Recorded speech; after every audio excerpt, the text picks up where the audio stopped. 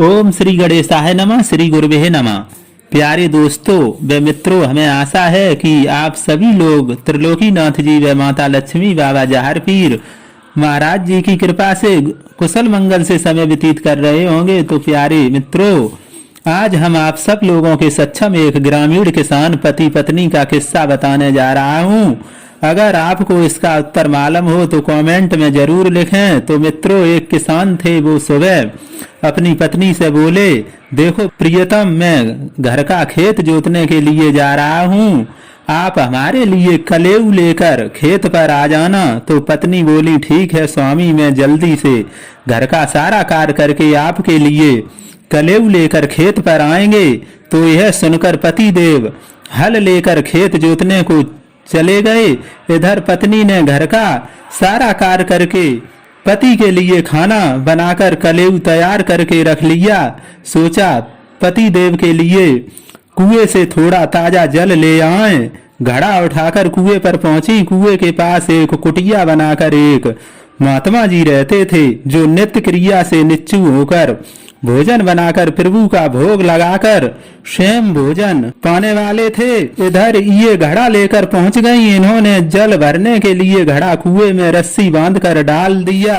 उधर महात्मा जी बोले, ए पनिहारिन, पानी भरने वाली, आकाश जिसका घोंसला पाताल जिसका आड़ा, वह मेरी कहानी का अर्थ बता दो, तब तुम भरियो घड़ा। तो दोस्तों, किसान की पत्नी रस्सी को हाथ में पकड़कर कुएं की पहाड़ पर बैठ गई। इधर महात्मा जी प्रभु का भोग लगाकर भोजन पाने को बैठ गए। तो मित्रों, किसान की पत्नी बोली, जो पेड़ नाम सोई फल नाम फूल नाम कछ और है, मेरी कहानी का अर्थ बताए दो बाबा, तब तुम टूरो कोर। तो प्यारे दोस्तों, उधर बाबा जी भोजन करने के लिए बैठे और किसान की पत्नी घड़ा भरने के लिए कुएं की पहाड़ पर रस्सी को हाथ में पकड़े हुए बैठी हुई हैं। एक दूसरे के प्रश्न का उत्तर खोजने में लगे हुए हैं। उधर उनके पति देव भूख प्यास से व्याकुल होकर खेत से हल लेकर घर के लिए चल देते हैं और रास्ते भर सोचते आते कि क्या ऐसी घर में अनहोनी हो गई जो प्रियतम कलेऊ लेकर अभी तक नहीं आई।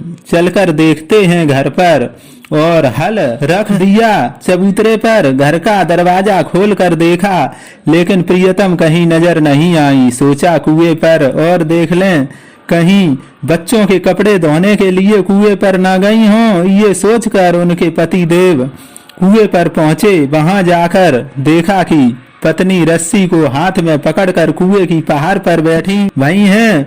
उधर बाबा जी थाली परोसे हुए भोजन करने के लिए बैठे हुए हैं। इधर उनके पति देव कुएं पर जाकर अपनी प्रियतम को पूछकर सारा हाल सुनते हैं और कहते हैं, जाके पीवे हाथी झूमे तेली पेर घानी, तुम तो बाबा भोजन कर ले प्रियतम, तुम भर ले चल पानी। प्यारे दोस्तों, अगर आपने कहानी का अर्थ समझ लिया हो तो कमेंट में जरूर लिखें। मिलते हैं अगली वीडियो में, तब तक के लिए जय हिंद जय भारत। आपका दिन शुभ हो।